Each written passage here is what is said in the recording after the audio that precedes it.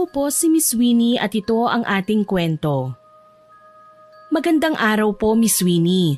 Isa po ako sa masugid niyong tagapakinig. Ang storyang ibabahagi ko po ay tungkol sa ikinuwento sa akin ng mga magulang ko at ni Lola Nelia. Pinagtagni-tagni ko lang po ang bawat parte ng kanilang kwento sa akin. Naganap po ang pangyayari noong ako'y hindi pa pinapanganak. Sa aking pagkakatanda, sabi ni Lola Nelia, nangyari ito noong 1999. Good morning anak, halika na at mag-almusal na tayo. Ang aga nyo naman po yatang nagising ngayon, Mama. Gumising talaga ako ng maaga para naman maasikaso kita. Yun po ba talaga? O baka naman may papabili na naman po kayo? Anak nga talaga kita, alam na alam mo eh. Basta kaya ko ba, Ma? Ano nga po pala ang papabili nyo? Nagpunta kasi sa akin kahapon si Amor, yung kumari ko na galing sa Japan. Nakita ko yung 18 karat niya na kwintas. Ang ganda anak. Ha? Alahas na naman? O sige po, bago po ako umalis ay aabutan na lang po kita. Ikaw na po ang bahalang bumili. Baka hindi ko po siya maharap eh. Lalo na't ngayon ang dating ng mga supplier natin ng gulay. Ay, ang bait-bait talaga ng anak ko.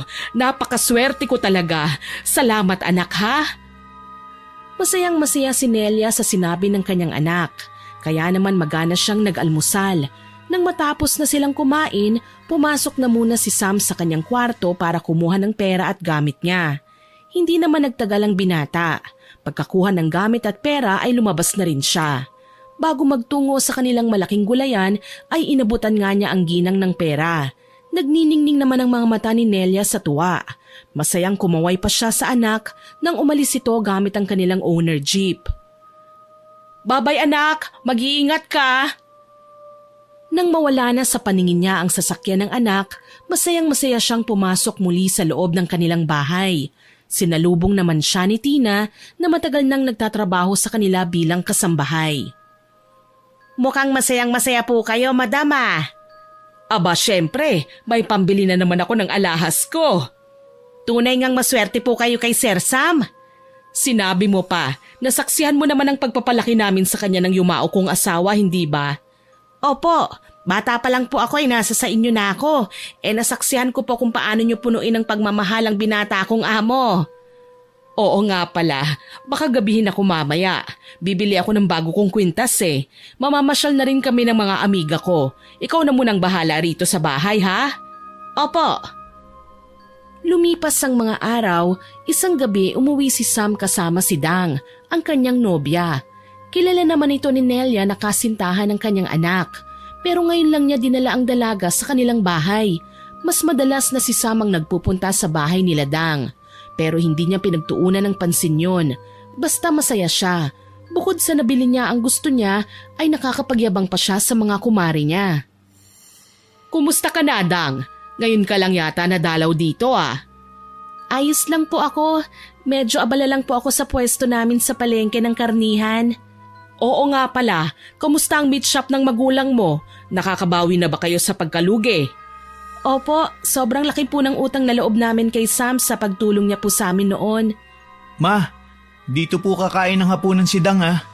Walang problema. Mabuti na lang at masarap ang pinaluto kong ulam. Kung hindi baka napahiya pa ako. Ma, hindi naman maarte si Dang.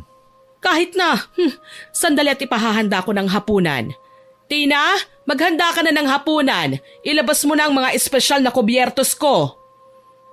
Hindi pa nagtatagal ay lumabas nga mula sa kusina si Tina. Tulak-tulak niya ang isang trolley tray na naglalaman ng mga pagkain. Nang makalapit na siya sa lamesa, iniayos niya ang mga pagkain at maging ang mga kubyertos na kulay ginto. Hugis bulaklak din ang mga pinggan nila na inilatag sa harap ng tatlo.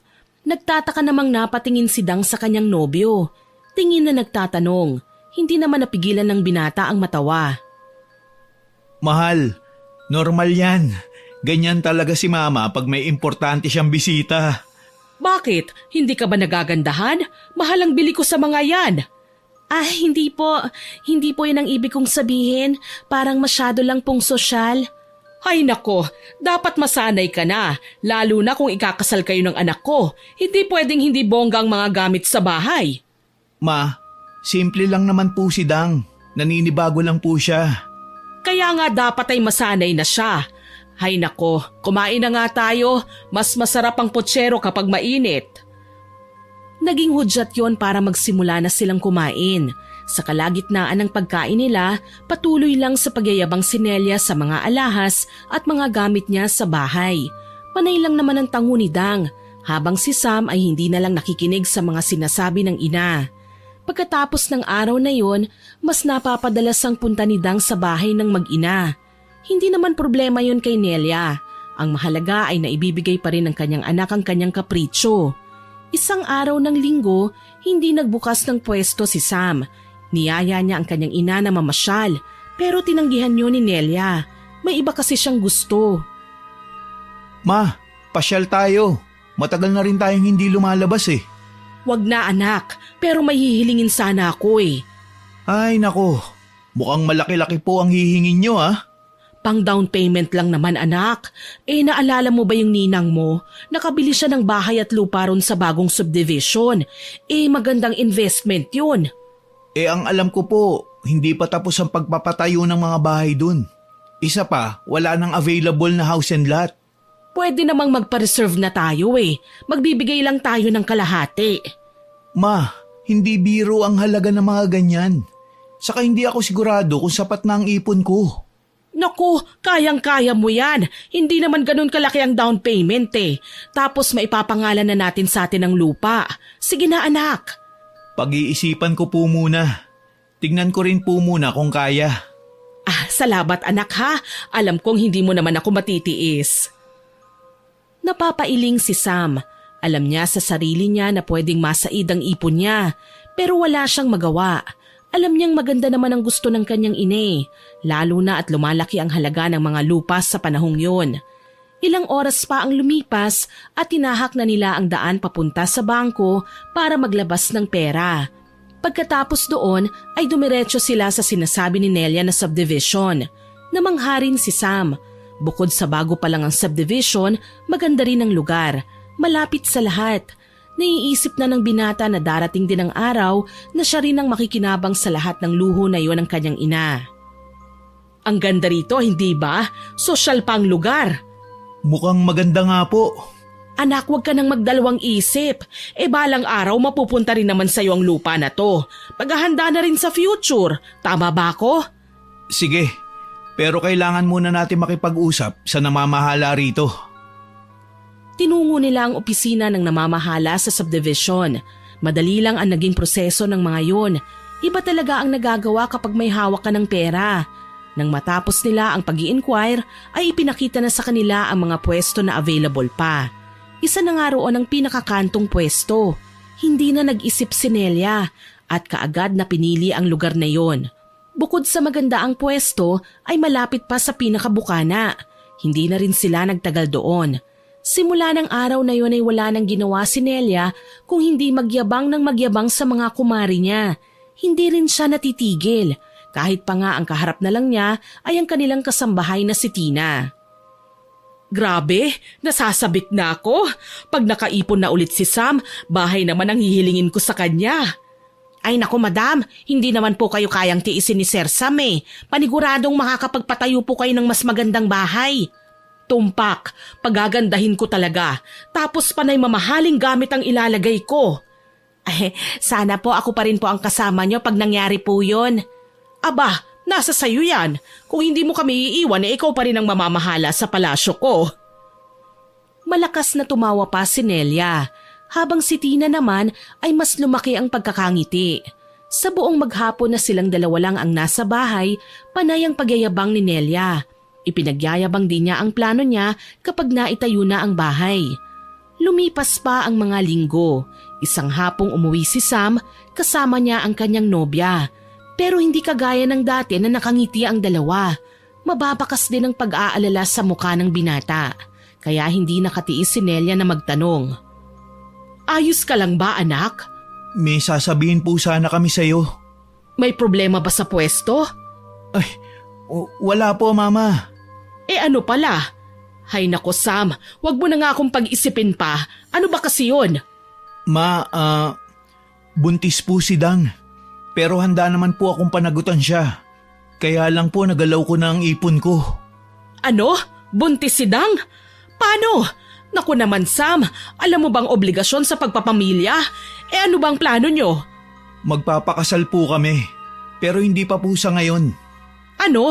Nakakahiya sa pamilya ni Dang. Ano na lang ang sasabihin ng mga tao sa akin? Naku, hindi pwede yan. Tita, magpapakasal naman po kami ni Sam eh. Wala pa lang po kaming ipon. Kaya baka pagkapanganak ko na lang po kami mag-aasikaso ng kasal. Hindi niyo ako naiintindihan eh. Paano kapag nahalata na ang tiyan mo? Baka may masabi sa amin ng mga magulang mo. Yun na nga po, Ma. Kaya makikiusap po sana kami sa'yo. Kung pwedeng pansamantala ay dito muna kami. Kapag sapat na po ang ipon namin, saka po kami bubukod. Anong bubukod? Nakalimutan mo na ba na may lupa na tayo? Bahay na lang ang kulang doon.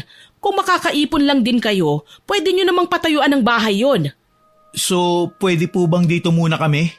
Syempre naman, mas kampante ako na nandito kayo. Mas mababantayan ko si Dang at ang magiging apo ko. Talaga po, Mama? Yes! Dako, halika nga Dang. Maupo muna tayo at manood sa telebisyon.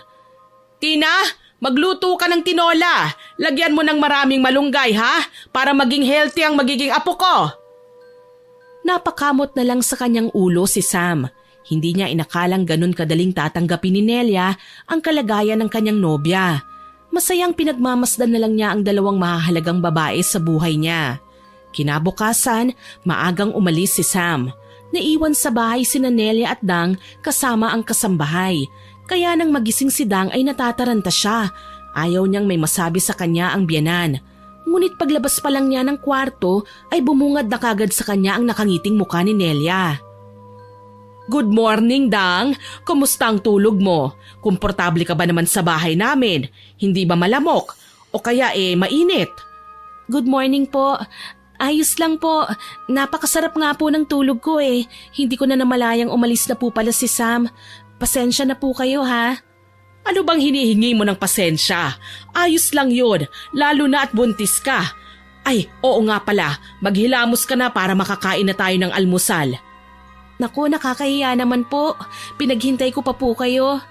Hay nako, panay ka hingi ng pasensya eh. Ang mabuti pa, kumilos ka na. Opo. Nagmamadaling kumilos si Dang. Pagkatapos ay pumunta na siya sa komedor. Inabutan niya ron si Nelia. Nakahanda na rin ang kanilang almusal. Masaya naman silang nagsalo ng almusal. Lumipas pa ang mga oras. Natapos na rin sila. Niyaya ni Nelia ang manugang na manood sila ng mga palabas sa telebisyon. Bilang pakikisama, tinanggap niya ang imbitasyon ng biyenan. Sa maghapon, yun lang ang kanilang ginawa. Magkasundo sila. Sobra rin kung asikasuhin ni Nelia si Dang. Kaya nang sumapit na ang gabi, pag uwi ni Sam, inabutan niyang nagtatawanan pa ang dalawa. Aba, mukhang ang saya niyo ah. Dumating ka na pala anak. Sandali lang ha at titignan ko kung nakaluto na si Tina. Sige po Ma, salamat po. Sa pag-alis ni Nelia ay lumapit naman si Sam sa kanyang nobyang si Dang. Humalik ang binata sa pisngi ng magiging ina ng kanyang anak. Kumusta naman ang pwesto? Katulad pa rin ng dati. Marami pa rin bumibili. Baka sa isang araw kumuha ulit ako sa supplier natin. Malapit nang maubos ang ilan sa mga paninday. Talaga? Oo, pakiramdam ko si baby ang nagdadala sa atin ng swerte. Sinabayan pa ni Sam yun ang paghimas sa tiyan ng nobya na wala pa namang umbok. Yun naman ang inabutan ni Nelia. Masayang niyaya na niya ang dalawa sa komedor para kumain ng hapunan. Simula ng araw na yon, laging masaya ang bahay nila. Si Nelia rin ang kasakasama ni Dang sa pagpunta sa doktor para magpa-check up. Ganun ang buhay nila sa loob ng 4 na buwan. Pero ang lahat ng yon ay nagbago. Ang dating magkasundo ay magkakaroon ng pader sa kanilang pagitan. Yun ay dahil sa pagkakainggit ni Nelia. Anibersaryo yon nila Sam at Dang. Sa pag-uwi ng binata ay may regalo siyang dala para sa kanyang nobya. Hello mahal ko. Happy anniversary. Happy anniversary, mahal. Ito nga pala, para sa'yo. Masayang isinuot ni Sam ang binili niyang 24 karat gold na kwintas. Masayang masaya si Dang nang makita ang pendant na hugis puso na isang lakit. Binuksan niya yon at nakita ang larawan nilang dalawa. Nasaksihan naman yun ni Nelia. Nakadama naman ng inggit ang ginang. Para siyang nabihag nang makinang nagintong nasa leeg ni Dang. Nakangusong umalis na lang siya at pumasok sa kwarto niya. Habang ang magkasintahan naman, walang kamalay-malay sa nararamdaman ni Nelia. Ang mahalaga sa kanila ay masaya silang dalawa. Mahal na mahal kita, Dang. Mahal ka rin namin ng magiging baby natin. Alam ko, kaya sa susunod na buwan, bibili na tayo ng mga gamit ng baby natin. Oo nga pala, kailan ang sunod mong check-up? Next week pa. Gusto mo bang samahan kita?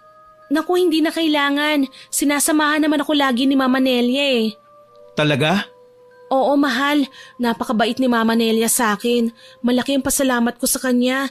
Talagang alagang-alaga niya kami ni baby. Madalas pa nga nakikita ko siyang nanonood ng mga tungkol sa pag-aalaga ng buntis. May pinapainom pa nga siya sa akin eh. Sabi niya herbal daw yun. Maganda raw para sa paglaki ni baby sa tiyan ko. Kanino pa ba ako magmamana ng kabaitan ko, di ba? Masayang tumangu-tangu si Dang. Kinabukasan, inabangan ni Nelia ang paglabas ni Sam sa kwarto nilang magkasintahan. Hindi naman masyadong matagal yun. Alam na kasi ni Nelia ang oras ng pagbangon ng anak eh. Nang lumabas na si Sam, nilapitan siya kagad ni Nelia. Malaki ang ngiti niya sa labi. Kilalang kilala naman ni Sam ang kanyang ine. Kaya alam niya na may hihilingin na naman ang ginang. Good morning, Mama. Good morning, anak ko. Halika na't ipinaghanda kita ng almusal. Ako talagang naghanda nun para sa'yo. Talaga po? Naku, mukhang may pinaghahandaan po kayo ha? Ikaw talaga, alam na alam mo ah. Sabi ko na nga ba eh. Ano po ba yun? Alam mo namang mahilig ako sa alahas, anak. Maganda kasing investment ang ginto. Tumataas ang value habang nagtatagal. Ginto? Alahas? Baka hindi ko po kaya, Mama. Binigyan ko po kasi ng regalo si Dang. Kukunti na lang po ang laman ng bangko ko eh. Baka kaya mo naman, anak. 31,000 lang naman yun. Baka maisingit mo naman. 31K? Naku, Mama. Hindi po talaga kaya eh. Hulugan pa nga po ang iniregalo ko kay Dang. Tapos mamimili na rin po kami ng mga gamit ng apo nyo. Nanlumo si Nelia sa narinig ng sinabi ng anak. Pero wala siyang planong sumuko, kaya naman pinagpilitan pa rin niya. Anak, sige na. Pag namatay naman ako sa inyo rin naman mapupunta ang lahat ng maiiwan ko. Pagbigyan mo na ako. Last na to, promise. Ma, sorry talaga. Sa ngayon hindi ko pa talaga kaya eh. Pero kapag nanganak na si Dang, baka maisingit ko po. Mag-iipon po muna ako. Paghihintayin mo pa ako ng ilang buwan. Anak naman, alam mong yun lang ang nagpapasaya sa akin eh. Mabuti pa noon pinagbibigyan mo ako. Ma, intindihin nyo naman po. Gusto ko naman kayong pagbigyan eh. Kaso hindi ko po talaga kaya sa ngayon. Please naman, Ma. Ngayon lang naman po ako pumalya sa inyo eh. Masama ang loob na iniwan ni Nelia ang anak niyang si Sam. Pumasok siya sa kwarto niya at doon nagmaktol. Lumipas pa ang mga oras. Umalis na si Sam, habang si Dang naman nagpaalam na dadalaw sa bahay nila. Kaya naiwan si Nelia kasama si Tina. Nang mga sandaling yun, hindi niya napigilan ng sariling ilabas ang sama ng loob. Bukod sa malaki ang tiwala niya sa kasambahay, hindi rin ito kumukontra sa lahat ng sasabihin niya. Nakakainis talaga. Dati-dati naman laging binibigay ni Sam ang mga gusto ko. Imposibleng wala na siyang pera. Milyon-milyon ang naiwan ng asawa ko. Pati pensyon sa bank account niya pumapasok. Paanong walang laman? Baka naman po kasi ayaw niya talaga. Alam niyo na po, bumubuo na sila ng sariling pamilya ni Dang. Kahit na, tinanggap ko sila rito. Inaalagaan ko pa nga si Dang. Alangan naman pabayaan nila ako. Baka naman po sinabihan ng babae na magtipid. Kasi nga po malapit na siyang manganak. Alam niyo na po, para sa kanila ng anak niya mapunta yung pinagpapaguran ni Sam. Ano? Hindi pwede yon. Buhay pa ako. Dapat sa akin muna bago sa kanya. Isampid lang naman siya rito. Naku, tama po kayo, madam. Kaya kung ako po sa inyo, huwag kayong pumayag. Talaga naman, eto pa ang isusukli sa akin ng babaitang yon.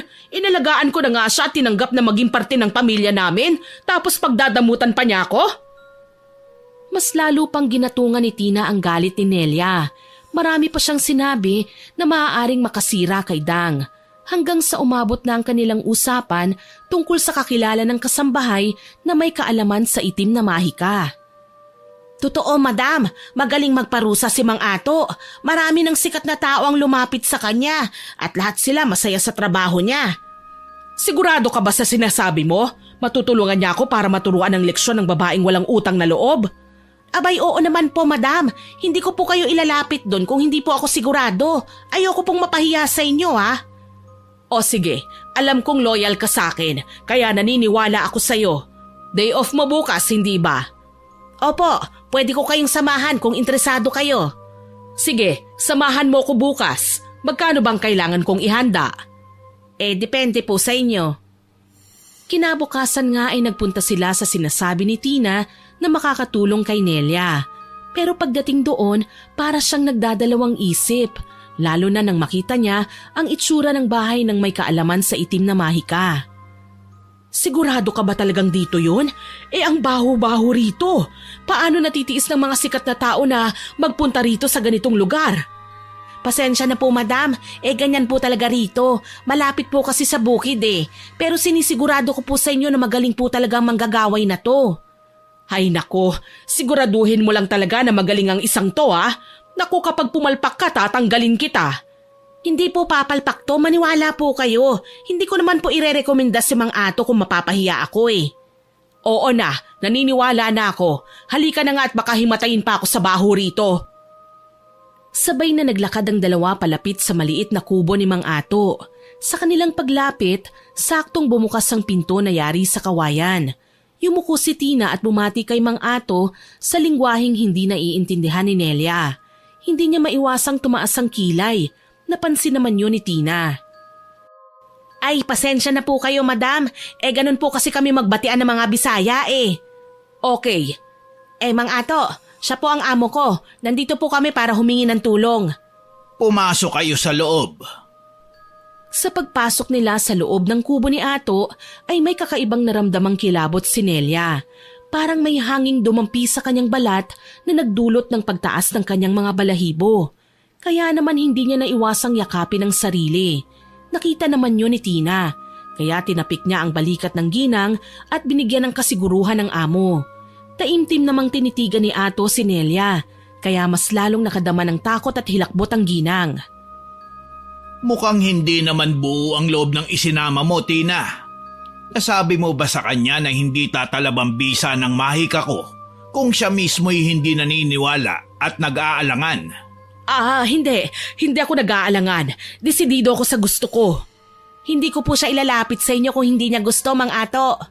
Sige, maupo na muna kayo. Pag-usapan natin kung ano ba talaga ang ipapagawa nyo. Umupo ang mag-amo sa isang upuang gawa sa kahoy na walang sandalan. Sa pag-upo nila, kaagad na nagtanong si Nelia. Magkano po bang bayad sa serbisyo nyo? Hindi ang presyo ang kailangan nating pag-usapan, kung hindi ang ipapagawa mo.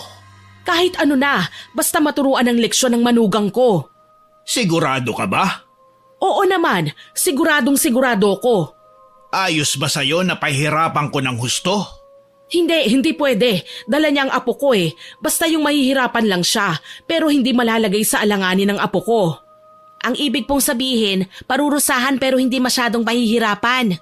Kagaya ng pagbibigay ng sakit na hindi malubha. Ano bang naiisip mong ipalagay sa kanya? Gusto kong pumangit ang balat niya, yung parang magkakaroon ng kaliskis ng isda. Pwede po ba yun?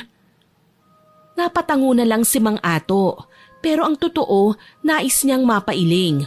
Magkaganon pa man walang magagawa ang manggagaway kung hindi sundin ang gusto ng kanyang kliyente.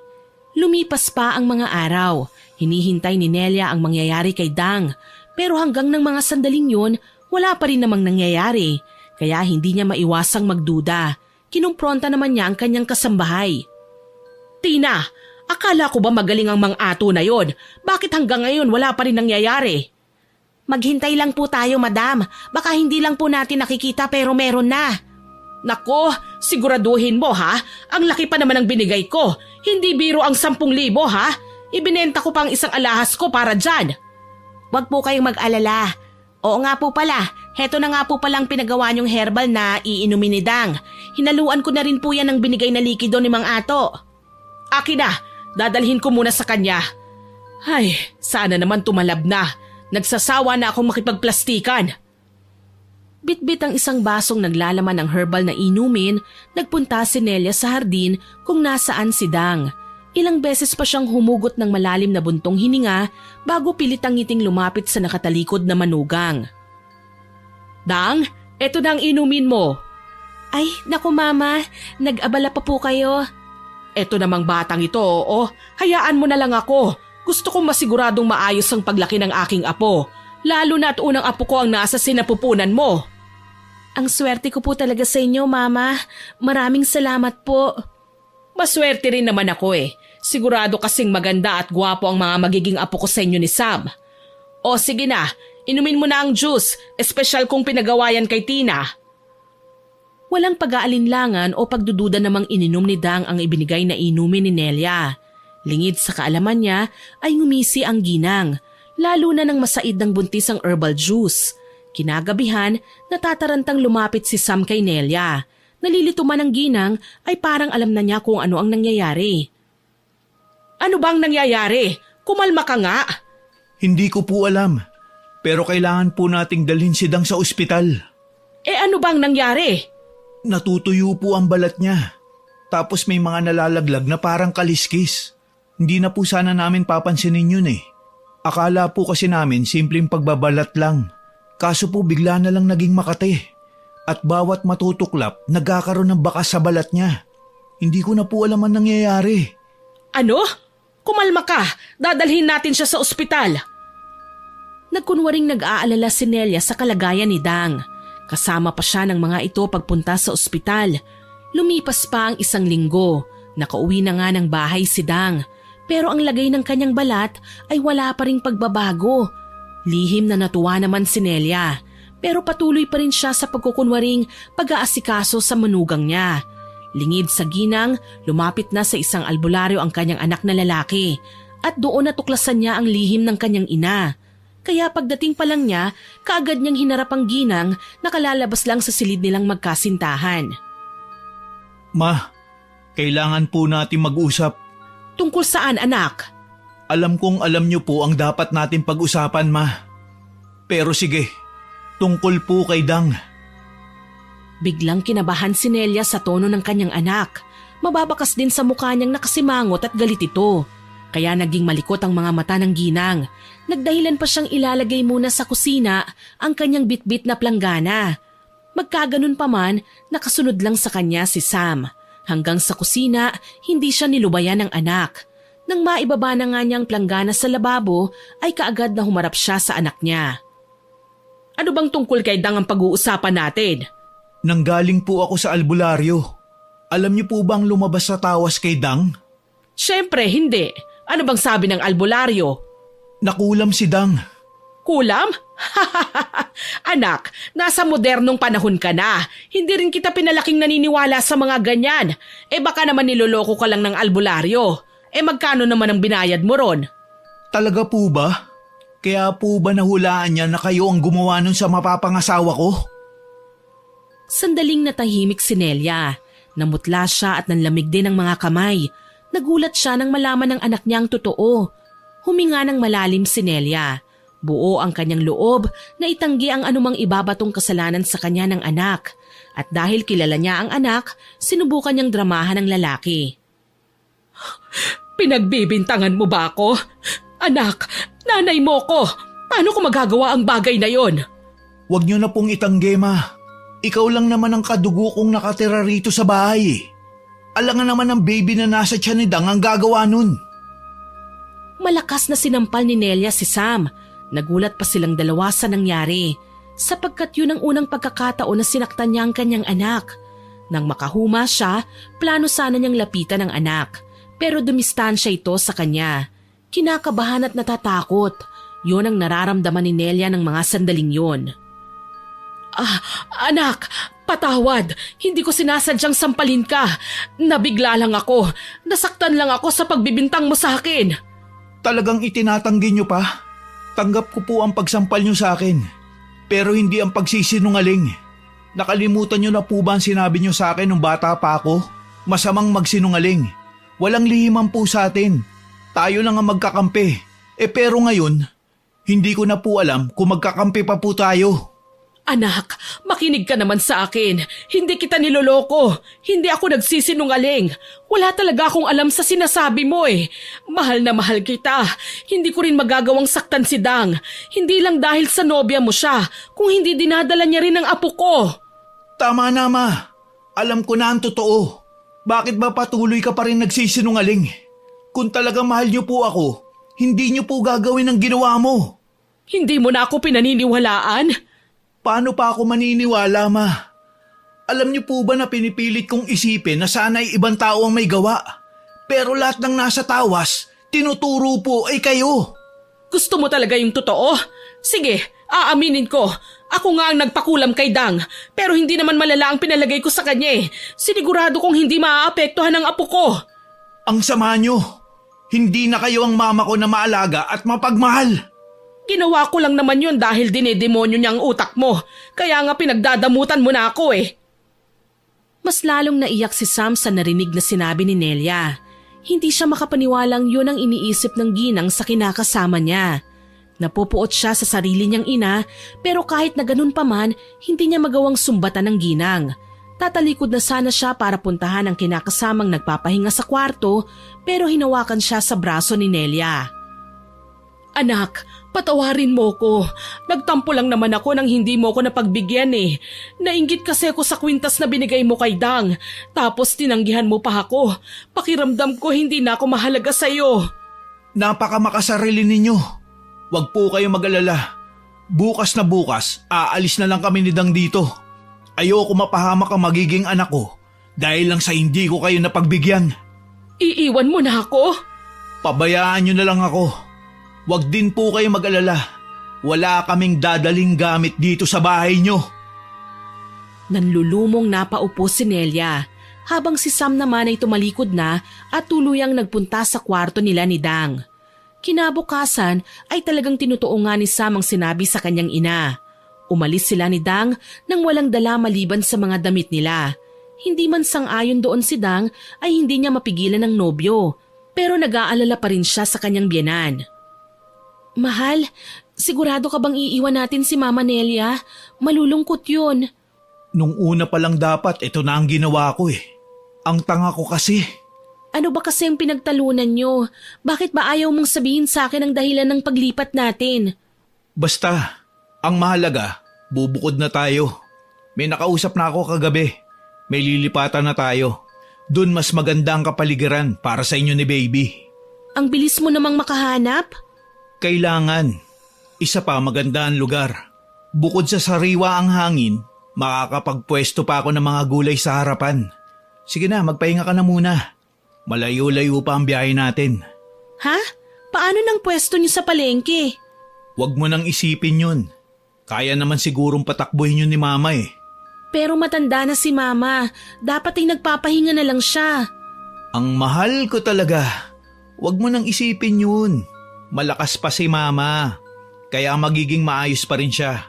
Isa pa, kasama niya naman si Manang Tina eh. Wala namang nagawa si Dang kung hindi ang magkibit-balikat na lamang. Alam naman niyang kapag buo na ang desisyon ni Sam ay hindi na magbabago pa yon. Kaya naman isinandal na lang niya ang likod sa upuan ng sasakyan. Lumipas sa mga buwan at nalalapit na ang kabuwanan ni Dang. Masaya naman sila ni Sam sa nilipatan nila. Tuluyan na rin siyang gumaling sa sakit niya sa balat. Pero hanggang ngayon ay ayaw pa rin pag-usapan ng lalaki si Nelia. Kaya lang hindi na makatiis pa ang buntis. Kinulit niya ang kinakasama. Mahal, hindi mo ba namimiss si Mama Nelia?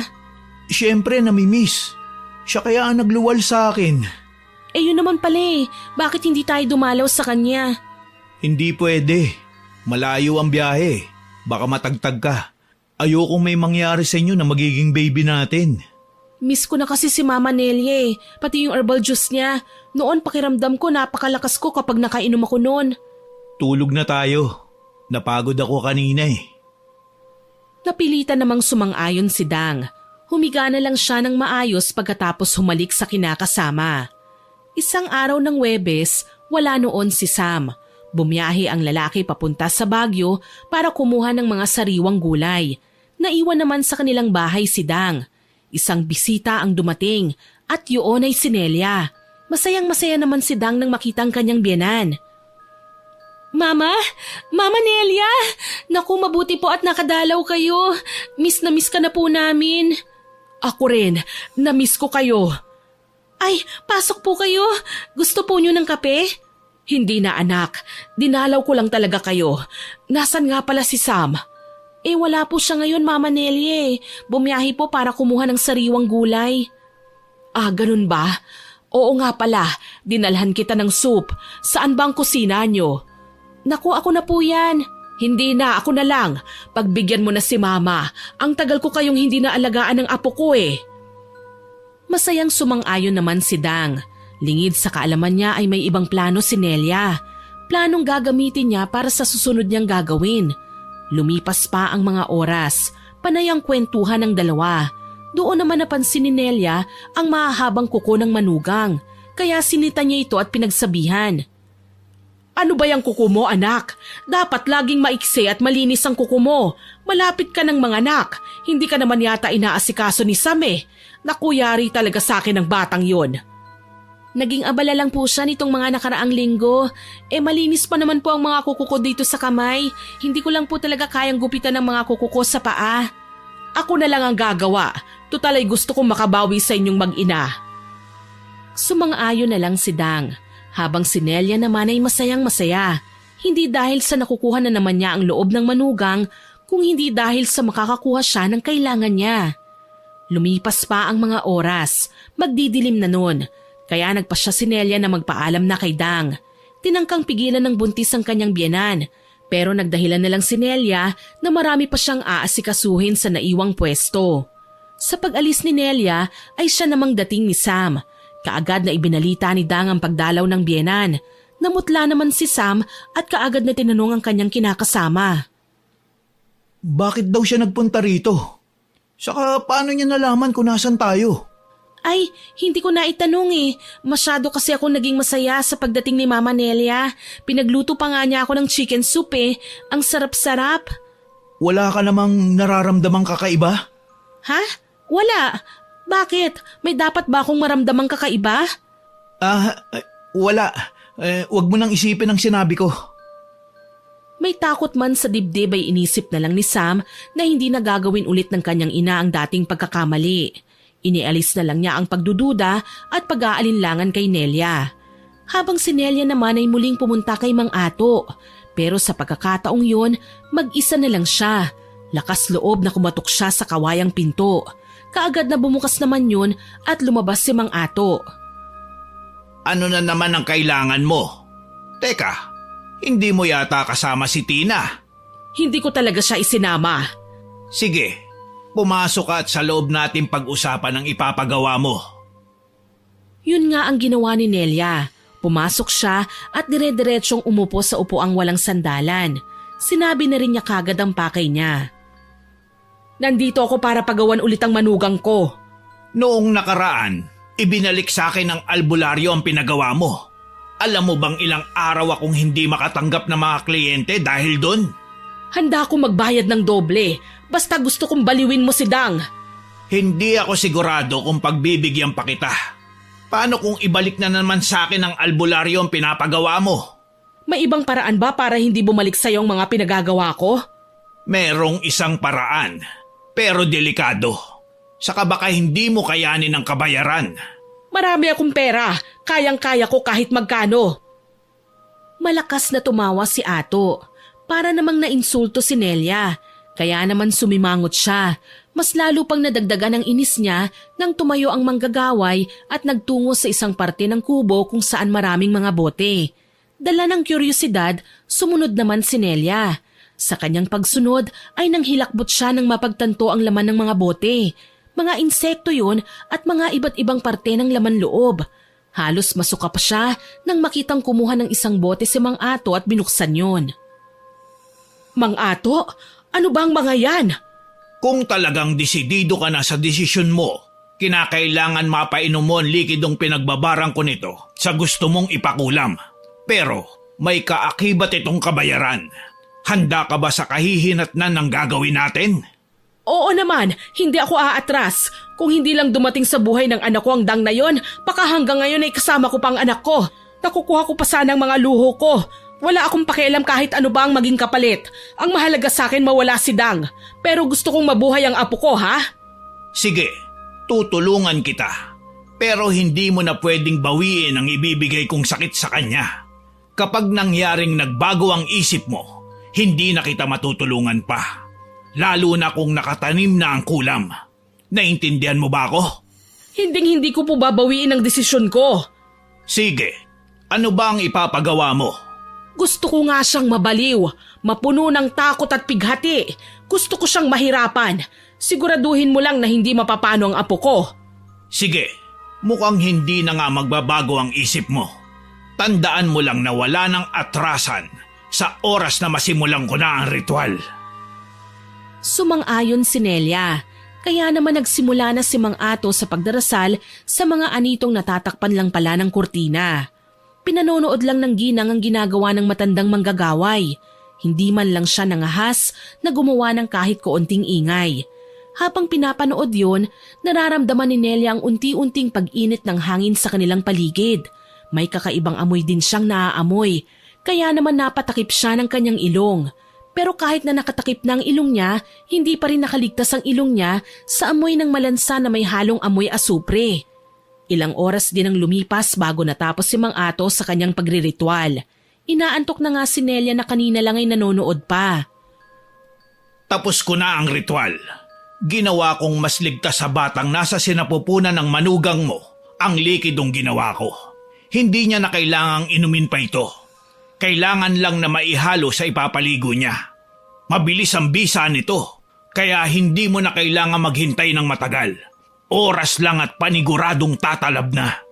Salamat, ito ang bayad. Kaagad na iniabot ni Nelia ang libu-libong pera kay Mang Ato. Nakangiti namang kinuha yun ng matandang manggagaway. Nang mahawakan na ang pera, ay doon lang iniabot sa ginang ang isang bote na may lamang likido. Napangiwi pa siya nang makitang kulay berde yon. Napansin naman yun ng manggagaway. Huwag kang mag-alala. Malinis ang bote. Hindi yon. Kaya lang hindi ba kukulay sa tubig ito kapag hinalo? Hindi. Kaya makampante ka. Sige na nga. Salamat. Matapos magpasalamat, umalis na rin si Nelia at umuwi na muna sa kanyang bahay. Pagdating sa bahay ay sinalubong naman siya ni Tina. Inasikaso siya ng kasambahay. Dinala siya sa komedor para ipaghain ng pagkain. Pero bago pa man umalis si Tina para kuhanin ng ulam, ay kaagad siyang kinausap ni Nelia. Nakakapagod, pero ang saya-saya ko. Mukhang maganda po ang kinalabasan ng lakad nyo ah. Nagkausap na po ba kayo ni Sir Sam? Hindi kami nagpang-abot eh. Saktong pumunta ako, umalis siya. Kaya ayun, nakakuha ko ng kailangan ko sa kanya. Nanggaling na naman po ba kayo kay Mang Ato? Oo, kaya magsisimula na ang pagdurusa ni Dang. Masaya po ako para sa inyo. Sige na, kunin mo na ang ulam at sabayan mo na akong kumain. Nagmamadaling sumunod naman si Tina sa sinabi ni Nelia. Kinuha lang niya ang ulam na nakalagay na sa malaking mangkok at dinala yon pabalik sa komedor at sabay silang kumain na dalawa. Kinabukasan ay kaagad na isinagawa ni Nelia ang plano niya. Muli ay pumunta siya kila Dang at kagaya ng nakaraang araw, mag-isa lang sa bahay ang buntis. Doon ay isinagawa na niya ang kanyang plano. Nagpanggap siya na tutulungan si Dang sa pagligo para mahilod ang likod ng manugang. Nahihiyaman si Dang ay pumayag na lang siya lalo na sa sinabi ng biyanan. Malapit ka ng mga anak, kaya dapat ay masanay ka na may nag-aasikaso sa'yo. Kung magkakaayos kami ng asawa mo, ako rin ang mag-aalaga sa inyo ng apo ko. Okay po, Mama Nelia. Napangisi si Nelia nang tumalikod na si Dang. Hindi niya inakalang ganun niya lang kabilis maisasagawa ang kanyang mga plano. Sumang-ayon pa ang mabait at inosenteng ugali ng kanyang manugang, kaya walang kahirap-hirap na naisagawa niya ang masamang balak. Nang maisagawa na nga niya ang kanyang masamang balak, umalis na rin si Nelia. Nagdahilan na lang siya sa manugang na nagkaroon ng problema sa pwesto kaya kailangan na niyang umalis. Walang kamalay-malay si Dang na sumang-ayon na lang sa sinabi ng biyanan, Kaya ngiting tagumpay na umalis si Nelia. Pero hindi pa man siya nakalalayo ay muli siyang lumingon sa bahay nila Dang. Patawarin mo ko, Dang, pero kailangan kong gawin to para sa sarili ko. Pag nawala ka na sa landas namin, paniguradong mamahalin ulit ako ng anak ko. Makukuha ko ang lahat ng gusto ko. May bonus pa nga dahil may apo ko. Matapos sabihin yun ay umalis na siya ng tuluyan. Hinintay na lang niya ang mga magaganap sa oras na tumalab na ang bisa ng pinagawa niya. Kinagabihan, bigla na lang nakaramdam ng pagkahilo si Dang. Sinabi niya yun kay Sam. Inalalayan naman siya ng kinakasama. Pero ihihiga pa lang siya sa kanyang higaan ay bigla na lang nangisay si Dang. Nataranta naman si Sam. Tulong! Mga kapitbahay! Tulungan niyo po kami! Kaagad namang may tumulong sa kanilang mga kapitbahay. Bubuhati na sana nila si Dang para madala sa ospital nang huminto sa pangingisay ang babae. Ilang kalalakihan na ang sumubok na iangat siya pero hindi nila magawa. Napapailing na lang ang mga tumulong dahil pakiramdam nila hindi ordinaryo ang nangyayari kay Dang. May nagsabi pa na baka nasasaniba ng buntis. Hindi naman naniniwala si Sam sa mga ganoong bagay, kaya nakisuyo na lang siya sa isang matanda na pinagrerentahan nila ng bahay. Nanay Tere, pakitignan lang po muna ang asawa ko ha. Tatawag lang po ako ng doktor. Tumango naman ang matandang babae. Hudyat naman yon para umalis na si Sam. Mabilis ang kanyang naging kilos. Gamit ang owner jeep type ay tinahak niya ang malubak na daan palabas ng baryong kinalalagyan nila. Habang sa dati nilang bahay ay masayang nagdiriwang si Nelia kasama si Tina. Paniguradong tumalab na ang bisa ng pinagagawa ko. Walang duda, ma'am. Magaling at mapagkakatiwalaan si Mang Ato. Ilang araw lang ay paniguradong babalik na sa akin si Sam. Makakasama ko na rin sila ng aking apo. Alam niyo na po bang kasarian ng magiging apo niyo? Hindi pa. Hindi ko naitanong noon kay Dang eh. Pero sa palagay ko babae. Magandang magbuntis si Dang eh.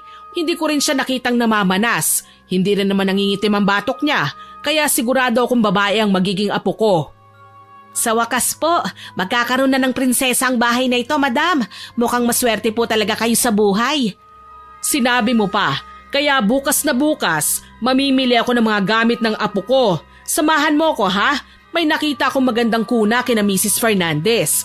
Ang sabi niya ay mahal daw yun. Gusto ko rin magkaroon ng ganun ng apo ko. Paniguradong napakaganda po nun. Basta nagustuhan niyo po, siguradong maganda yon. Siyempre naman, matalas ang mata ko pagdating sa mga ganyang bagay, ano? Habang nagsasaya sila ay nagdurusa naman si Dang. Muli sa bahay kung saan sila nakatira ni Sam ay tinitignan na siya ng doktor. Pero walang masabi ang doktor na sakit o ano paman sa kalagayan ni Dang. Kaya sinabi ng doktor na mas makakabuti kung dadalhin na lang sa ospital ang babae. Hindi naman nagdalawang isip si Sam na subukang buhatin ng minamahal. Pero kagaya ng nangyari kanina ay ganun pa rin. Mabigat si Dang. Hindi man lang nila maiangat ang katawan ng babae. Ang ilan pa sa mga kapitbahay ay sumuko na rin. Habang nababawasan ng mga tao sa bahay nila, bigla na lang nagwala si Dang. Mga halimaw! Layuan niyo ako! Huwag kayong lalapit! Hindi niyo makukuha ang anak ko! Mahal ko, ano bang sinasabi mo? Sam, mahal! Kukunin nila ang baby natin! Hindi ka papayag, hindi ba? Mahal, walang kukuha sa anak natin. Shh! Huwag kang maingay! Maririnig ka nila! Baka mamaya dumating pang mga aswang at kainin kami ni baby! Nalilito at naguguluhan si Sam sa mga sinasabi ng kanyang kinakasama. Wala sa loob na napatingin siya sa doktor na napanganga sa nasaksihan. Kung hindi pa nagtanong si Sam ay hindi pa matatauhan ng doktor. Dok, ano po ang nangyayari sa asawa ko? Napabuntong hininga ang doktor at sinabing nagkaroon ng hallucination si Dang. Pero ibang sinabi ng matandang pinagrerentahan nila ng bahay. Sinabi pa ng matanda ay baka nasasaniban si Dang. Hindi alam ni Sam kung ano bang iisipin niya ng mga sandaling yun. Niyakap na lang niya si Dang ng mahigpit. Wala namang ibang ginawa ang babae kung hindi ang umiyak habang inililibot ang paningin sa buong paligid. Lumipas pa ang mga araw. Mas lalong lumalala ang lagay ni Dang. Madalas na siyang nagigising na takot na takot. May pagkakataong pang sigaw ng sigaw ang babae. Hindi na rin nakakapagtinda ng mga gulay si Sam. Buong oras niya ay nilalaan na lang niya sa pag-aalaga kay Dang. Nabalitaan naman yun ni Nelia, kaya pumunta siya sa bahay ng kanyang anak. Plano niyang kumbinsihin na lang ang anak na umuwi na. Pero nasa malayo pa lang siya ay naririnig na niya ang malakas na sigaw ni Dang. Mababakas sa boses ng babae ang takot at paghihirap. Pero dahil doon ay biglang nakaramdam ng kakaiba sa kanyang dibdib si Nelia. Ano ba itong nararamdaman ko? Bakit parang ang bigat-bigat? Hindi ba ito naman ang gusto kong mangyari? Bakit parang pinupunit ang puso ko sa mga sigaw ni Dang? Ay, wala lang ito. Kailangan kong puntahan sila. Gusto kong makitang lagay ni Dang. Tama, baka nasasabik lang ako sa muling pagbabalik sa akin ng anak ko. Nagpatuloy sa paglalakad si Nelia. Ilang sandali pa, nasa harapan na siya ng bahay nila Sam at Dang. Kumatok siya ng malakas. Hindi naman nagtagal ay bumukas ang pinto sa harapan niya. Bumungad ang pagod at wala pang ligo na si Sam. Nanlalalim na rin ang mga mata ng lalaki. Labis na awa ang nararamdaman ni Nelia sa nakikita. Hindi niya inakalang ganito ang epekto ng mangyayari sa anak niya. Anak, anong nangyari sa'yo? Ma, ano po ang ginagawa niyo rito? Dadalaw lang sana ako sa inyo eh. Alam ko kasing malapit ng mga naksi. Napahinto si Nelia sa kanyang sinasabi nang marinig nila ang malakas na sigaw ni Dang mula sa loob ng kwarto. Natataranta namang pumunta roon si Sam habang naiwan sa harapan ng pinto si Nelia. Napahawak pa siya sa kanyang dibdib at dahan-dahang humakbang para sumunod sa anak. Sa bawat hakbang niya, parang tinutusok ang puso niya. Hindi niya alam kung bakit. Nang marating niya ang pinto ng kwarto nila Dang at Sam, ay nanlaki ang mga mata niya. Napatakip pa siya ng bibig. Kitang-kita niya ang nakakaawang itsura ni Dang. Panay na ito sugat sa katawan, maging sa muka. Hinawakan pa ni Sam ang kamay ng kinakasama, sapagkat pilit na kinakalmot ng babae ang kanyang mga hita. Bakit ganito? Ma, pasensya na po. Pero pwede na po kayong umalis. Hindi ko kayo makakausap sa ngayon. Ano bang nangyayari? Mahal, tulungan mo ako. Tanggalin natin ang mga bukol. Bukol? Nag-hallucinate na po siya. Marami siyang sinasabi na nakikita niya, pero wala naman po. Sa mga nakita at nasaksihan ay mas lalong sinundot ang konsensya ni Nelia. Sa mga oras na yon, mas nangingibabaw ang pagiging ina niya. Alam niya sa kanyang sarili na kasalanan niyang lahat eh. Hindi pala niya kayang maging sobrang sama. Kaya naman umalis na siya at hindi na nagpaalam sa kanyang anak.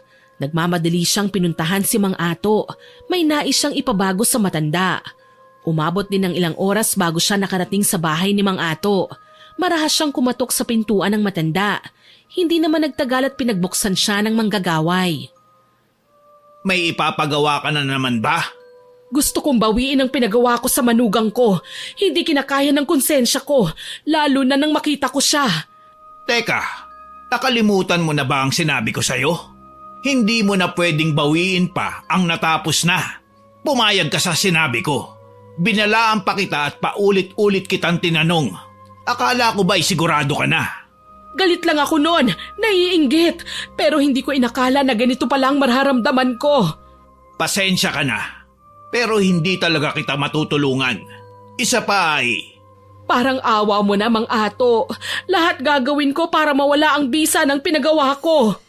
Alam mo bang pwedeng mamatay ka o doble ang mangyayari sa'yo kapag kinontra mo ang ritual? Sinabi ko na sa'yo, bago pa man tayo magsimula ay binalaan pa kita. Delikado ang gusto mo. Wala rin akong plano na tulungan ka. Umiiyak na lumuhod si Nelia sa harapan ni Mang Ato. Nagbabakasakaling maaawa sa kanyang matanda. Pero hindi yun tumalab kay Mang Ato. Tinalikuran lang siya ng matanda at pinagsarhan ng pinto. Kaya walang nagawa si Nelia kung hindi ang umalis na lamang. Umuwi na muna siya at balak na kausapin si Tina para humingi ng tulong sa kasambahay. Nagmamadaling umuwi si Nelia, pero sa pagdating niya sa bahay, wala na siyang Tina na inabutan. Sinubukan pa niyang pumunta sa kwarto ng kasambahay para tignan ang mga gamit ng babae. Pero wala na ang kahit anumang bakas niya. Hindi makapaniwala si Nelia. Pakiramdam niya ay tinalikuran na siya ng lahat. Kasalanan ko ang lahat ng ito. Masyado akong naging sakim at inggitera. Ipinahama ko pang manugang ko para lang sa sarili ko. Ang sama-sama ko talaga. Punong-puno ng pagsisisi at sama ng loob si Nelia. Habang sa bahay naman nila Sam at Dang, natataranta naman ng lalaki. Dahil pumutok na ang panubigan ni Dang. Kasabay pa nun ay pagkahimatay ng buntis. Dahil doon ay nadala nila ng ospital si Dang. Pagdating sa ospital ay naasikaso naman kaagad ang babae. Tuliro at pagod. Bigla na lang pumasok sa isip niya ang kanyang ina na si Nelia. Kaya naisipan niyang puntahan ang ginang. Sa kanyang pag-uwi sa kanila, napansin niya kaagad ang magulong bahay. Para yung binagyo. Kaya naman kinakabahang tinawag niya ang kanyang ina. Ma, nasan po kayo? Sam? Anak? Ma, anong nangyari dito? Si Tina. Tinakasan ako ni Tina. Tinangay niya ang ilan sa mga alahas ko. Ano? Paano nagawa yun ni Manang Tina? Nasaksihan niya ang paglaki ko. Pinag-aral niyo pa siya ni Papa. Si Dang, bakit ka nandito? Bakit iniwan mo si Dang? Ang apo ko. Nasa ospital sila. Manganganak na po si Dang. Gusto ko po sanang sabihin sa inyo ang magandang balita. Kaya lang... Hindi na natapos pa ang sinasabi ni Sam nang bigla siyang hilahin ni Nelia pabalik sa kanyang sasakyan. Pagkasakay pa lang sa owner niya, kaagad na sinabihan niya ang anak na pumunta na kagad sa ospital. Dalian mong magmaneho. Puntahan natin ang manugang ko at apo ko sa ospital. Hindi na nga nag-isip pa si Sam at mabilis nang pinaandar ang sasakyan. Ilang minuto rin ang biniyahe nila bago narating ang ospital. Nang maiparada ng sasakyan ay malalaki ang hakbang ng dalawa. Lumipas pa ang mga oras. Nakapanganak na nga ng isang malusog na baby girl si Dang. Pero wala pa ring malay ang babae. Habang si Sam naman ay karga ang anak nilang babae. Nakatitig lang si Nelia. Natatakot siya na hawakan ng apo niya. Lalo na at mas nakukonsensya siya. Kaya naman nagpasya siyang mag-isip ng paraan para mapawalang bisa ang kulam kay Dang. Hindi na niya napansin pa na kinakausap na pala siya ni Sam. Ma, ayos ka lang po ba? Ha? Anong sabi mo? Tinatanong po kita kung gusto niyo pong kargahin ang apo niyo. Papayag kang hawakan ko ang bata kahit alam mong may ginawa akong masama sa mama niya? Kayo pa rin po ang mama ko. Dahan-dahang iniabot ni Sam ang sanggol sa bisig ni Nelia. Naiiyak namang tinanggap yon ng ginang. Walang pagsidla ng saya na nararamdaman niya. Dahil doon, mas lalong lumambot ang puso ni Nelia. Mas lalong nabuo ang pasya niya na hanapan ng solusyon ng problema na siya naman mismo ang may gawa. Walang araw na nagpahinga si Nelia. Kung saan-saan siya naghanap ng makakatulong sa kanya. Ang mga araw ay umabot ng mga linggo. Nang panahong pasuko na siya, doon naman niya nakilala ang isang albularyo. Sinabi niya sa albularyo ang nais niya at yun ay ang mapagaling si Dang. Hindi naman siya nagkamali ng natagpuan dahil ilang araw lang simula nang makilala niya yon ay pinatrabaho niya na kagad ang pagpapagaling kay Dang at bumalik na sa normal ang manugang. Yun nga lang, unti-unti nang bumalik sa kanya ang kasalanan niya. Mukhang ito na ang kabayaran sa mga kasalanan ko. Kung ito man, buong puso ko itong tatanggapin. Nasa ganoong pag-iisip siya nang marinig niya ang pagbukas ng pintuan nila. Bumungad sa kanyang nakangiting anak at manugang. Pero panandali ang ngiti lang yun. Dahil nang makita siya ng magkasintahan ay nagulat ang dalawa. Nagmamadaling nilapitan ni Sam ang ina. Mama, ano pong nangyari sa inyo? Wala ito anak. Tumatanda na kasi ko eh. Ano bang ginagawa niyo rito? Namiss na raw po kasi kayo ni Dang. Pero wag niyo pong ibay ng usapan. Ang mabuti pa, dadalhin ko po kayo sa ospital. Hindi na. Hindi ako mapapagaling ng doktor. Mama Nelia, nag-aalala lang po kami sa'yo. Mahal, mabuti na lang pala naalala ko si Mama. Ang mabuti pa, dumito na muna tayo para maalagaan natin si Mama Nelia. Magandang ideya yan. Di ba po, Ma? Hindi nakaimik si Nelia. Bagkus ay naiiyak siya. Pero natatakot din siya. Hindi niya alam kung ano ang magiging reaksyon ng dalawa sa oras na malaman ng mga ito na siya ang nagpahirap noon kay Dang. Maraming katanungan ang naglalaro sa isipan niya. Naghahalo-halo rin ang emosyon niya. Kaya nagpasya siyang hindi na muna ipaalam sa mga ito ang ginawa niya. Lumipas pa ang mga buwan at mas lalong lumala ang lagay ni Nelia. Kung ano-ano na ang tumutubo sa kanyang balat. Magkaganon pa man, matyaga siyang inalagaan ng magkasintahan, lalo na ang manugang niyang si Dang. Isang araw, habang nililinisan ni Dang si Nelia, ay napansin ng babae na mas pumapayat ang kanyang biyenan. Panay na rin ang kamot ng ginang. May mga tumutubong butlig sa buo niyang katawan, pero hindi yon ang nakakuha ng atensyon ni Dang, kung hindi ang bukol sa sintido ng ginang. Mas lumaki yon. Akmang tatawagin na sana niya si Sam, pero pinigilan siya ni Nelia. "Huwag mo nang tawagin si Sam. Baka pilitin na naman niya akong magpadoktor." "Pero lumalaki na po ang bukol niyo, ma.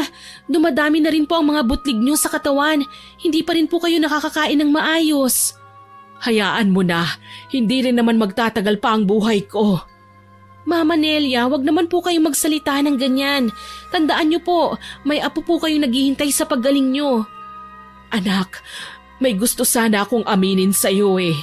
Alam ko namang maiksi na lang ang oras ko sa mundo, kaya makinig kang mabuti." "Ma, makinig ka.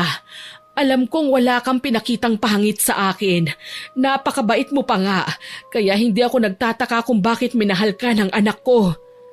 "Swerte lang po talaga ako. Isa pa po, mabait din naman po kayo sa akin." "Hindi ako mabait. Inggitera ako at makasarili ako. Makinig ka, Dang. Bago ka manganak, nagkaroon ka ng halusinasyon." "Mama Nelia, dala lang po yun ng pagbubuntis ko. Normal lang po na nangyayari yun." "Hindi normal yun, anak. Ako ang may gawa ng bagay na yun." Isinalaysay ni Nelia ang lahat ng ginawa niya para lang masaktan at mahirapan ng manugang. Taimtim namang nakikinig lang si Dang. Sinabi rin ni Nelia kung sino-sino ang kasabwat niya sa pagpapakulam kay Dang. Nagulat man si Dang sa sinasabi ni Nelia ay hindi pa rin siya nagalit. Sa pagpapatuloy ng pag-amin ni Nelia sa mga kasalanan niya, hindi niya namalayang umiiyak na pala siya. Ganon din si Dang. Panay pa ang hingi ng tawad ni Nelia. Lingid sa kanilang dalawa, nakikinig pala si Sam sa usapan nila.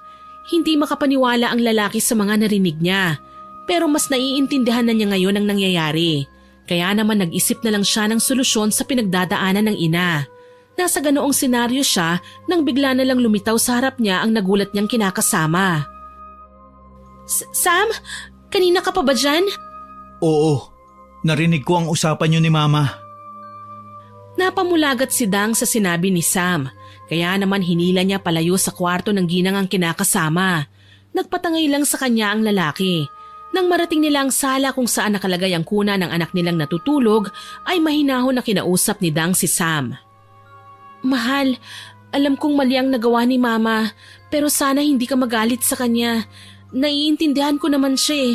Siguro ganun lang talaga magmahal ang isang ina, lalo na't sanay siya na binibigay mo ang lahat ng hinihiling niya." "Napakabait mo talaga. Kahit ilang beses nang nagkamali sa'yo si Mama, napapatawad mo pa rin siya." "Nandito ka sa mundong ito dahil sa kanya, kaya bakit hindi ko siya patatawarin? Isa pa, naging mabuting biyanan din naman sa akin si Mama Nelia eh. Oo, totoong pinakulam niya ako, pero hindi yun ang iniisip ko eh. Kung hindi ang mga panahong inalagaan niya ako na parang tunay niyang anak. Isa pa, pinalaki ako ng magulang ko na huwag magtanim ng sama ng loob." "Naiintindihan ko. Huwag ka na mag-alala. Hindi ko magagawang magalit kay Mama kung ikaw mismo na nagawa niya ng mali ay napatawad na siya." "I love you, mahal ko." "May naisip na akong paraan para gumaling si Mama." "Talaga? Maganda yan. Paggaling ni Mama ay makakapagkwentuhan na kami ulit. Magiging masaya na rin ang anak natin. Sana makasama pa natin ng matagal si Mama Nelia." "Sigurado yun. Kaya ipanatag mo na ang isip mo. Tutulungan nating gumaling si Mama. Pero alam mo, sa totoo lang, gusto kong magtampo sa kanya. Kaya lang alam kong ikaw naman ang magtatampo sa akin kapag nagkataon." Niyakap ni Dang si Sam. Mahinang hinampas pa niya ang kinakasama sa dibdib. Mahinang natawa naman ang lalaki. Simula ng araw na yun ay walang ginawa si Sam kung hindi kumbinsihin ang unang albularyo na tumulong sa kanya noon. Tumatanggi-tanggi pa ang matanda, sapagkat ayon sa albularyo, mas mahirap gamutin ang balik na kulam na kung tawagin nila ay sukli ng kasalanan. Pero hindi sumuko si Sam. Ginawa niyang lahat para lang mapapayag ang albularyo. Magkaganon pa man, nanindigan ng albularyo na hindi niya matutulungan si Sam. Kaya umuwing bagsak ang balikat ng lalaki. Nang makita siya ni Dang na ganon, ay alam na ng babae ang kinalabasan ng ilang araw na pangungumbinsi ng kinakasama. Kaya naman nagpresenta siya. Mahal, hindi na naman ba pumayag si Apo? Mahirap daw pagalingin si Mama. Sinabi niya na sukli raw ng kasalanan ni Mama ang nangyayari. Subukan ko kaya na ako ang makiusap. Iwan na lang muna natin si baby kila nanay ko. Sigurado ka ba? Oo naman, pamilya tayo, hindi ba? Ang pamilya nagtutulungan. Hindi natin pwedeng sukuan ang pamilyang ito. Isa pa si Mama Nelia na lang ang magulang mo, kaya wag natin siyang sukuan. Naiiyak na napayakap si Sam sa babaeng minamahal niya. Masaya siya na ang babaeng minahal niya ay may mabuting puso. Hindi lang para sa kanya, kung hindi maging sa kanyang ina. Kinabukasan nga magkasamang nagpunta ang dalawa sa albularyo. Muli ay nakiusap sila. Apong, nandito po ulit ako para makiusap sa inyo. Gustong-gusto lang po talaga naming gumaling si Mama. Alam ko po na kasalanan niya nangyari sa kanya. Pero... Ako po ang kinulam noon. Hindi ko alam ang buong pangyayari. Basta ang alam ko po, sa paggaling ko si Mama Nelia naman ang nagkasakit. Noong nakarang linggo po inamin niya sa akin ang ginawa niyang pagpapakulam. Naiintindihan ko naman po siya kaya po kami lumalapit sa inyo. Dahil kahit ganun ang ginawa sa akin ni Mama Nelia, mahal ko po siya at alam kong mahal niya rin kami. Kumunot ang noo ng albularyo. Hinahaplos-haplos pa niya ang may kahabaang balbas bago nagtanong ng diretso kay Dang kung buong puso ba ang pagpapatawad niya sa nagkasala sa kanya. Naiiyak namang sumagot ang babae. Opo, buong puso ko pong pinapatawad si Mama Nelia. Isa pa po ay mas tumatak sa puso ko ang mabuting nagawa niya para sa akin, para po sa amin ng pamilya ko. Pagkatapos sabihin niyo ni Dang, tinitigan lang siya ng albularyo. Tila sinusukat ng matanda kung totoo ba o kasinungalingan ang sinasabi ng babae. Mahaba-habang minuto rin na nabalot sila ng katahimikan. Kabadong-kabado ang magkasintahan. Hindi nila mabasa ang nasa isip ng matanda. Lumipas pa ang mahabang katahimikan. Panay na ang pagdarasal ng magkasintahan. Naputol lang yon nang biglang tumango ang albularyo. Pumapayag na po kayo? Ngumiti ang albularyo at isinama sila papunta sa harap ng mga santo. Doon ay kinausap sila ng masinsinan ng matanda. Sinabi niya na hindi madali ang kanilang gagawin. Hindi rin kagad makikita ang epekto nun. Naiintindihan po namin. Nang sinimulan na ng albularyo ang unang hakbang, pinapanood lang yun ng magkasintahan. Kitang-kita nila na nagsindi ng 3 kandila ang albularyo. Kapansin-pansin din ang maitim na usok na lumalabas doon. Isa-isang kinuha ng albularyo ang mga kandila at pinatakyon sa isang plangganang maliit na gawa sa metal. Sa bawat pagpatak ng kandila ay may inuusal ang matanda na hindi maintindihan ng magkasintahan. Ganon din sa pangalawa at pangatlong kandila. Nang maubos na ang kandila, may isinaboy na abo ang albularyo sa planggana. Pagkatapos noon, tsaka niya lang kinuha ang nabuong imahe sa kandila. Natatawang napapailing naman ang albularyo matapos titigan yon, kaya nagtaka ang magkasintahan. Bakit po kayo natatawa? Sa tanong yon ni Dang ay biglang sumeryoso ang albularyo. Inihayag niya sa kanila na may isang kapatiran sila na noon ay gumawa ng mga yon kay Nelia. Ipiniliwanag din sa kanila na kaya nawala ang kapanalig nilang yon ay dahil sa pagiging sakim at panloloko ng pera sa mga lumalapit sa kanila. Sinabi rin niya na may kahinaan ng dating kasamahan at yun ay ang takot sa sukli ng mga kasalanan. Ngayon ay mas naiintindihan na ng albularyo ang nangyari kay Nelia. Kaya naman mas buo na ang loob niya na tulungan sila. Inihayag niya sa dalawa na pumanatag na sila. Sinabihan rin niya ang magkasintahan na kung kaya ay dalhin nila si Nelia roon. Talaga po? Naku, maraming salamat po, Apo. Mahal, Apong. Hindi, Apo. Baka biglang bawiin ang pagtulong sa atin. Ay, pasensya na po, Apong. Masaya po ako na tutulungan mo po kami. Napangiti ang matandang albularyo. Sinabi niya sa magkasintahan na mas masaya siya na makakatulong siya sa iba. Inihayag din niya ang regalong binigay at pinagkaloob sa kanya ng may kapal ay talagang inilaan niya sa pagtulong sa mga nangangailangan. Bago umalis ang magkasintahan, binili na niya ang mga ito na ilagay sa ilalim ng una ni Nelia ang nabuong imahe sa kandila. Masayang tumango ang dalawa at umuwi na. Kinabukasan, dinala nga nila si Nelia sa albularyo. Nagkagulatan naman ang dalawa. sapagkat ang albularyong tumulong kay Nelia na mapawalang bisa ang kulam kay Dang ay si Apong din mismo. Apong, ikaw ba yan? Hindi ako pwedeng magkamali. Ikaw nga, maraming salamat sa pagtulong mo sa akin na mapagaling ang manugang ko. Kahit ganito na ang nangyari sa akin ay masaya ako. Kilala niyo po ang isa't isa? Siya ang tumulong sa akin na tanggalin ang pinagawa kong kulam kay Dang.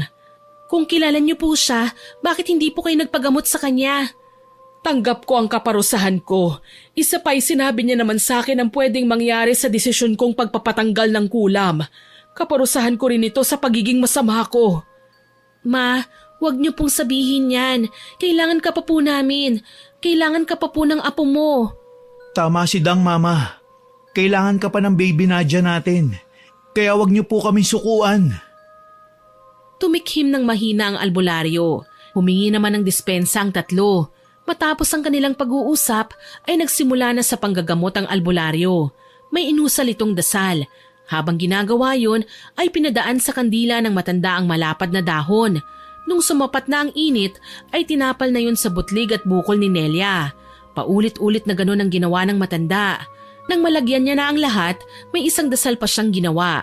Kasabay nun ang panginginig ng buong katawan ni Nelia. Naiiyak na lang sa isang tabi ang magkasintahan, lalo na si Dang. Diyos ko po, tulungan niyo po kami. Pagalingin niyo po ang Mama Nelia namin. Huwag ka nang umiyak, mahal ko. Gagaling si Mama. Maniwala lang tayo. Pagkatapos ng mahabang sigaw na yon ni Nelia, ay nawalan siya ng malay. Isa-isa namang tinanggal ng albularyo ang mga nakatapal na dahon. Namangha ang magkasintahan nang makitang nabawasan nga ang mga butlig ni Nelia. Lumiit na rin ang mga bukol, kaya naman napangiti sila.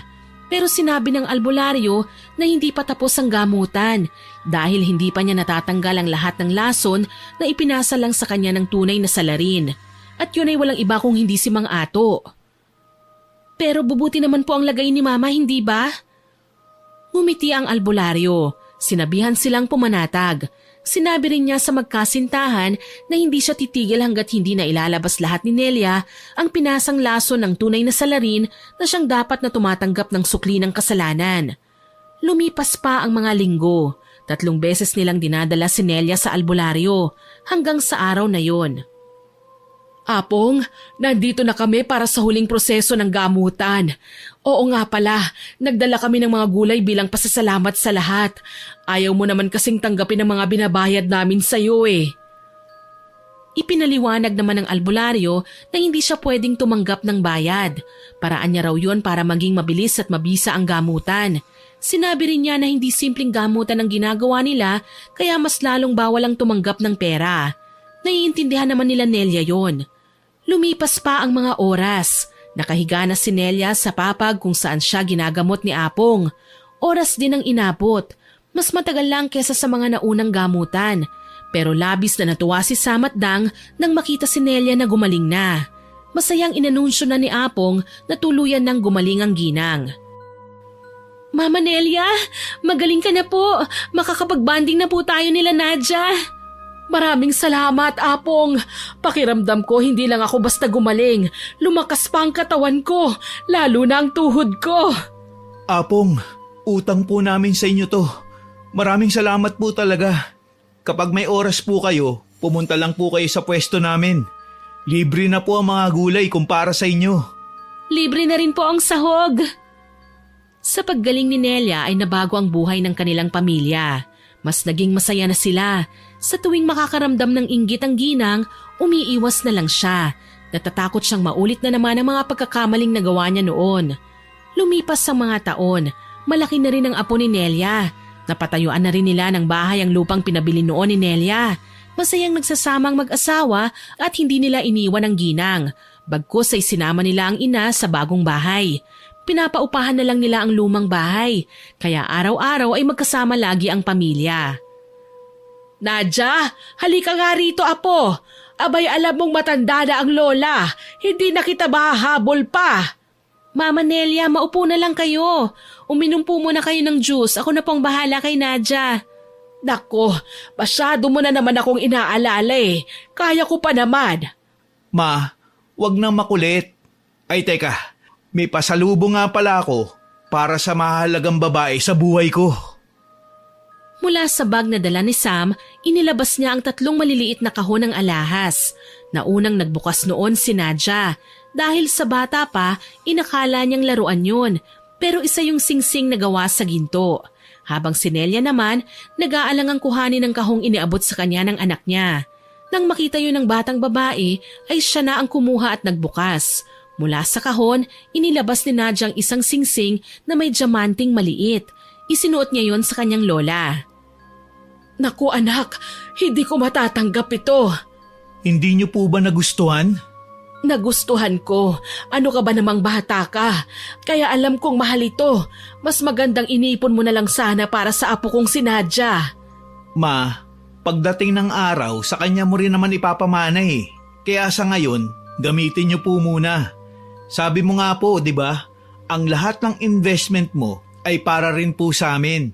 So, bakit titipirin? Idinagdag mo na lang sana to sa pangkasal nyo ni Dang.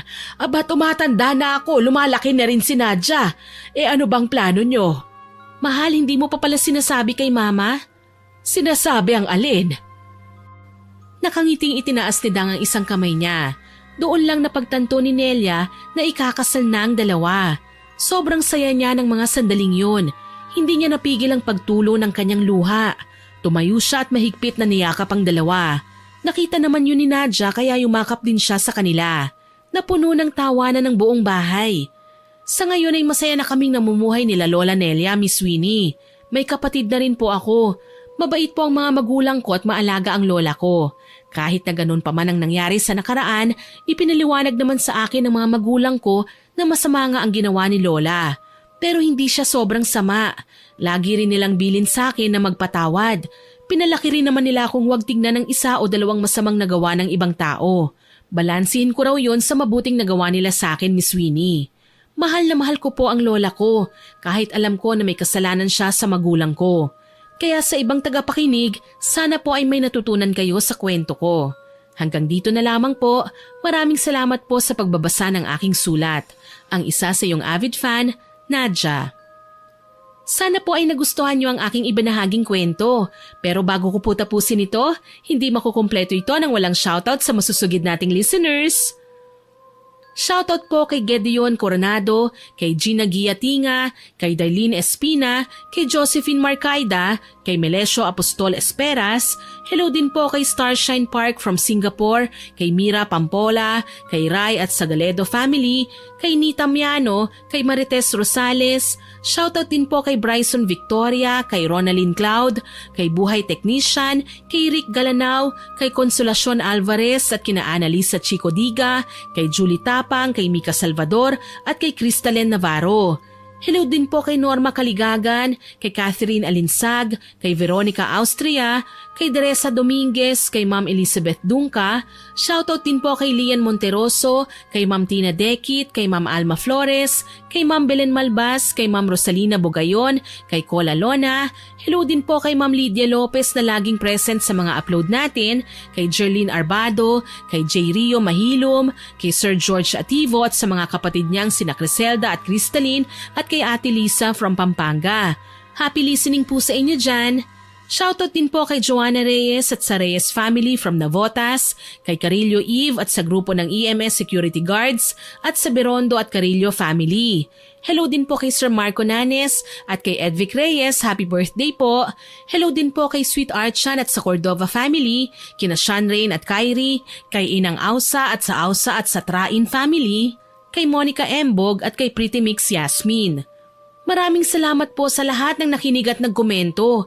Abangan pa rin po ninyo sana ang mga susunod nating upload ha.